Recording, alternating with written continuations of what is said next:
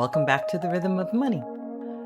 You can have the right investment accounts and still have no idea what you're supposed to put inside them. Maybe you've opened the IRA, you're contributing to the 401k, you have the brokerage account ready to go, and then you look at the investment choices and realize nobody ever explained what any of these things actually are. Index funds, mutual funds, ETFs, total market, S&P 500, bonds. Suddenly, the simple idea of investing turns into a screen full of choices written in a language you were somehow expected to already know. That's the gap we're closing today. Not so you can pick the perfect fund by the end of this episode. I'm not going to tell you what to buy. I want you to understand the basic building blocks well enough that when you look at your choices or get help choosing an allocation, you actually know what you're looking at and what you're talking about.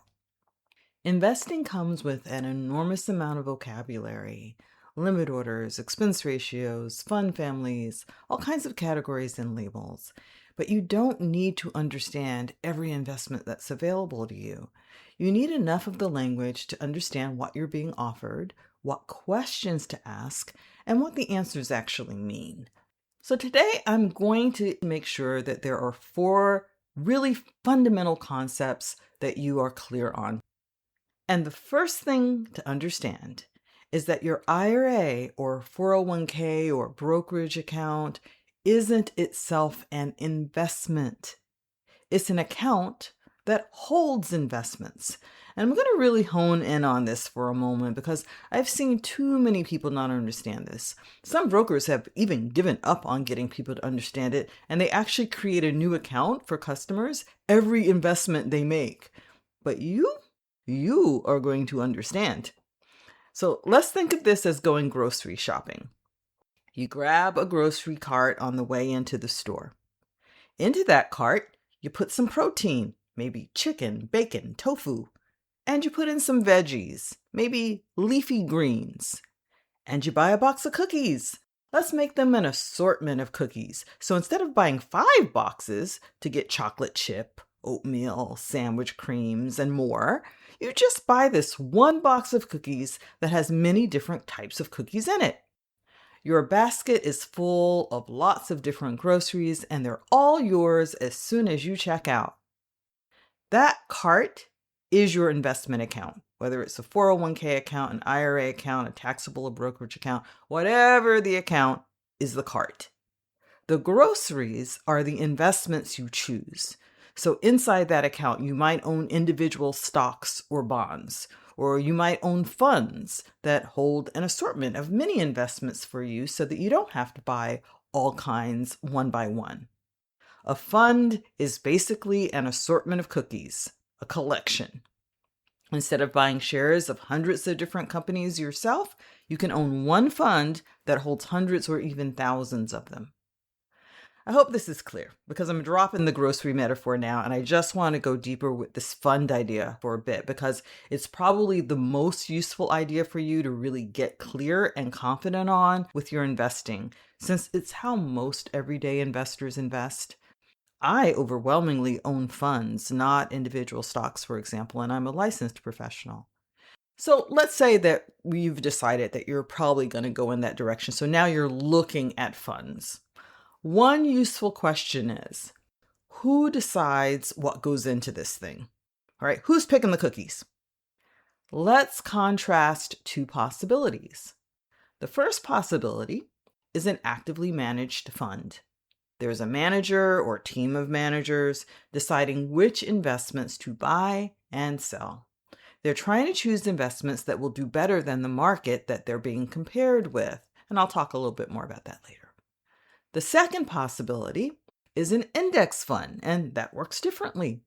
Instead of having someone continually deciding what should be bought and sold, the fund follows a particular index according to that index's rules. So if you've heard people debate active investing versus index investing, that's basically what they're talking about. Is somebody trying to choose the investments that will outperform, do better than the rest of the general market? Or is the fund simply tracking a defined piece of the market. And there's a reason that index funds come up so often in investing conversations. Over long periods of time, many actively managed funds haven't managed to beat the index that they're competing with after their costs and everything else is taken into account. Some do. The difficult part is knowing ahead of time which managers will outperform and which ones won't. And that's one reason that broad, low-cost index funds have become so common. But that doesn't mean every index fund is the same. And it doesn't mean the words index fund tell you everything you need to know. You still need to know which index it's following. And that's where the word broad starts to matter. A broad fund owns a lot of different investments instead of depending heavily on just a few. But there are several different ways a fund can be broad. A total U.S. stock market fund, for example, owns shares in companies across most of the U.S. stock market. That means thousands of companies inside one fund. And S&P 500 holds, you guessed it, roughly 500 of the largest publicly traded U.S. companies. It's not the entire stock market. But those large companies do make up a substantial part of the equity, of the dollars of the market. An international stock fund owns companies outside the United States. A broad bond fund owns many different bonds instead of stocks. And then there are funds that already combine stocks and bonds for you. You might see those called balanced funds or allocation funds, or maybe target date funds. I'm not listing these because I want you to choose among them right now. I want the names to start sounding familiar. Because if somebody says, you could use a total market fund, or you might want some international exposure, or this portfolio has a bond allocation, I don't want those words to end the conversation because you have no idea what they mean. And I don't want you to space out or start pretending you fully understand because you don't feel confident enough in what you do understand to know you're asking an intelligent follow-up question. No shame, no spacing out. Now, here's another place where the labels can get confusing. You can have an index fund that's a mutual fund. And you can have an index fund that's an exchange-traded fund. Usually you'll hear that called the abbreviation, which is ETF, exchange-traded fund. That's because index fund describes how the investments inside the fund are selected. Mutual fund and ETF describe how the fund itself is packaged and how it's traded. So let's make that distinction a little less mysterious. A mutual fund gets one price each trading day.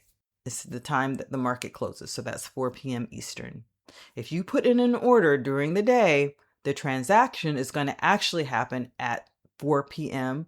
Eastern that day at whatever the closing price is at that time. Mutual funds can also be convenient for automatic investing because many allow you to invest a specific dollar amount at a time. An ETF, again, that's exchange traded fund, it trades throughout the day, more like an individual stock does. Its price changes while the market is open, and you can buy or sell during trading hours. Whether you can buy down to the dollar so that you're buying parts of shares sometimes, that depends on the brokerage that you're using and some other things. Now, depending on the kind of account you have, you may not even have to choose between these two, between ETFs or mutual funds. Inside a 401k, for example, you're generally choosing from investments that your employer's plan gives you, and those are typically going to be mutual funds only, not any ETFs and not any individual stocks. That's the most common thing. Now, in an IRA or a brokerage account, you have a much, much wider selection, like by thousands, tens of thousands, more broad actually. And if it's a taxable brokerage account, there can also be tax differences worth considering. And yeah, we talked about all this in the last episode when we were looking at different kinds of accounts. Mutual funds inside these accounts can sometimes distribute capital gains to the people who own the fund because of just how the trading is happening inside that fund. That can create a taxable distribution even though you personally didn't sell any shares. So if you're in a taxable account, ETFs are structured differently and they often generate fewer of those capital gains distributions.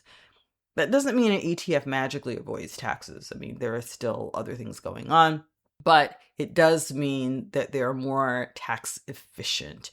And so that's something to kind of think about between ETFs and mutual funds when we're talking about not a retirement account, but just a regular brokerage taxable account. So that's clear. So again, we're stacking these ideas of like what is most essential for you to understand.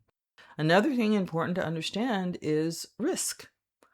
Most conversations about investment risk eventually ask some version of how much risk can you handle? That's an important question, but it's not the only one when it comes to risk. There are actually two different things to think about. The first is how you react when the value of your investment falls. That's your risk tolerance. If your account dropped significantly, like let's say 20%, what would that experience be like for you? How would you react? Would you leave it alone and just like wait for it to come back whenever it does? Months, weeks, years? Would you be so uncomfortable that you couldn't resist the urge to sell low, which of course is the opposite of what we're trying to do? We're trying to buy low and sell high, but would you not be able to resist and you just have to get out, even though that means you will be selling right after it dropped? Knowing this about yourself is very useful information. And the best way to know it is if you were in the market in previous drops, such as 2020 or 2008 or 2000, what did you do? That's the best way to know. If you haven't been in the market during those times, you have to just look at yourself a little bit and think, what would probably be your reaction? But there's another question that's completely separate from how the loss feels. Can your financial situation actually afford to have this money be lost at the particular point in your life? That's your risk capacity. Your capacity depends on things like what other resources you have, whether you're going to need income from the money to live on, how much flexibility you have if your plans change, and especially when you're going to need the money. Let's focus on that last one, the time frame, because it's one of the easiest ways to see the difference. Imagine a woman investing money she doesn't expect to touch for 25 years. She may absolutely hate watching the market fall, but financially, she's got a lot of time for a downturn to recover into a massive upcycle, and she doesn't necessarily want to miss the best days by being out of the market for any days, right? She's got a long time before she needs that money, and we know that over a long period of time, the market bounces upward. Now imagine another woman who needs that money, let's say 8 months from now. She may be completely unbothered by market swings, but that doesn't give her 8-month money the ability to wait 25 years for a recovery, or even 2 years. If the market falls right before she needs the money, being emotionally comfortable with the decline doesn't change the financial problem. So when you're thinking about risk, there are two questions. How would I react if this dropped? And when do I actually need this money? Those answers don't always point in the same direction. Generally, the longer the time frame, the more room there is to live through the ups and downs that come with stocks. As the time frame gets shorter, protecting the money from a major drop becomes more important. That's one reason bonds sometimes show up in an allocation. People will sometimes look at bonds and think, why would I want those if stocks have historically grown more, which they definitely like way have. But growth isn't the only job in a portfolio. Bonds are usually there to provide a different kind of behavior from stocks, and depending on the kinds of bonds and what's happening in the market, potentially reduce some of that overall up and down and up and down. We call that volatility, these big swings, the big roller coaster, right? They get you off the big roller coaster, maybe onto the little baby roller coaster. Now, they can lose value too. They're not a guarantee against declines. They're simply doing a different job. And before we leave risk, Notice for a moment what's happening in your body as you think about this.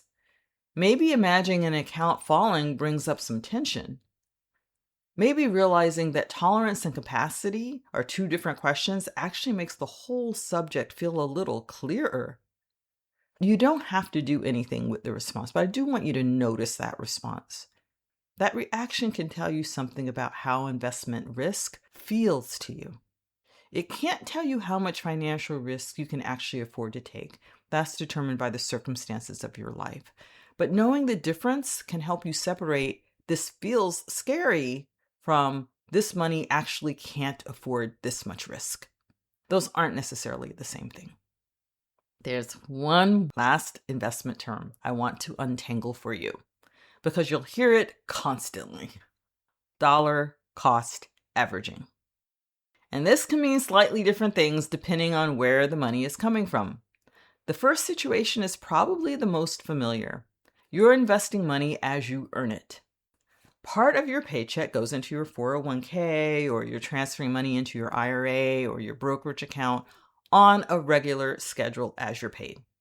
You're investing repeatedly at whatever price happens to be that particular day of the week, that particular week of the month. Sometimes you'll buy when prices are high. Sometimes you'll buy when they're lower. That's dollar cost averaging. And if you're already investing automatically from every paycheck, you're essentially doing it whether you're deciding that's what you're calling it or not. You're making the investment without having to make a new decision every couple of weeks.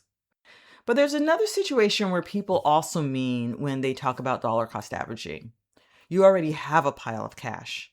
Maybe it's a bonus, an inheritance, proceeds from selling something, money that you simply had sitting in cash building up for a while. Now you're deciding whether to invest it all at once or divide it up and invest it gradually. That's the classic lump sum versus dollar cost averaging decision. Historically, investing a lump sum immediately has come out ahead more often than gradually investing the same money because markets have spent more time rising than falling. But the math isn't the only thing happening. I've seen what can happen when somebody puts a large amount into the market and then immediately watches it fall. Like, I've seen that. If that experience causes her to panic and sell, the theoretical advantage of investing everything immediately hasn't helped her very much, has it? That's one reason some people choose to spread a large investment over time, even though they understand the historical math that, even if it temporarily goes down, it's still going to trend upward. So when somebody starts talking about dollar cost averaging, the useful question is, which situation are we talking about? Money that's arriving regularly and being invested as it comes in, or money that's already sitting there where you're deciding whether to invest it at all now or move it in gradually? And those are two slightly different decisions. And so different ways to think about dollar cost averaging. Again, if we go off of the adage that time in the market beats timing the market, you typically are going to lean in the direction of getting it in as it's available for you to get it in. And there's no version of this where you need to understand every investment choice before you can have a useful conversation about your own allocation of your money. You can understand enough to ask good questions. And right now, you probably do understand enough to ask some really good questions. And you can understand enough to know what someone is recommending to you if someone does make a recommendation to you, which I'm not going to do. And you can understand enough to notice when you don't understand something and you do need to ask someone to explain something again. So here's what I'd like you to do this week, and there's no buying involved. Open one of the accounts you already have, whether that's your 401k, your IRA, your brokerage account, whatever makes sense, and just look at some of the investments. See whether you can identify any of the things we've talked about. Do you see the words S&P 500, total market, international, bond, target date, mutual fund, ETF? You're not choosing one. You're not changing your allocation. You're just looking at the menu again, now that some of the words on it actually mean something. That's it. That's the ask. Before you go, if this episode gave you something you didn't have going in, ratings, likes, subscribes, those sorts of things wherever you're listening, they help more women find the show and they help the show itself. And next week, we're going to take the next step, because understanding what these investments are still leaves a very reasonable question. How much of your money belongs in each one of these buckets? Stocks, bonds, US investments, international investments. That's called allocation. I've used that word a few times today. And you don't have to figure out the proportions in those allocations by yourself or turn yourself into your own portfolio manager. Next week, we're going to look at 2 different ways to get help making that decision the way that most people do, and what each one actually does for you, and what you need to understand before you hand that decision over. This is the Rhythm of Money, and you are living your true note in this very moment.